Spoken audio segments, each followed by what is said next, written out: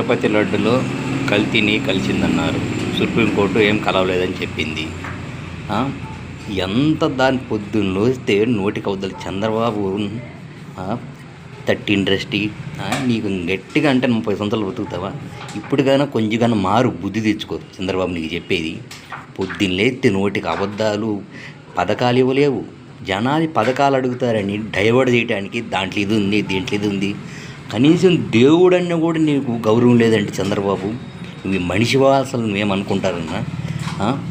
నాకు తెలిసి చంద్రబాబు పవన్ కళ్యాణే కల్తీని కలిపి ఉంటారు. నాకు తెలిసి వీళ్ళే కలిపేసి వీళ్ళే జగన్ మీద తోచేయడానికి వీళ్ళే మొత్తం మిమ్మల్ని గెలిపించినందుకు ప్రజలు మంచి చేస్తారని. మంచి చేయకపోక గొడవలు లేపటం, రెచ్చగొట్టడం, రౌడీలు తీసుకురావటము ఎంత దారుణంగా తయారంటే సైకోలా తయారయ్యారు. మీకు ఉగ్రవాదులనే మేలు. చంద్రబాబు పవన్ కళ్యాణ్ కన్నా ఉగ్రవాదులు 100 రెట్లు మేలు. అంత దారుణంగా తయారయ్యారు మీరు.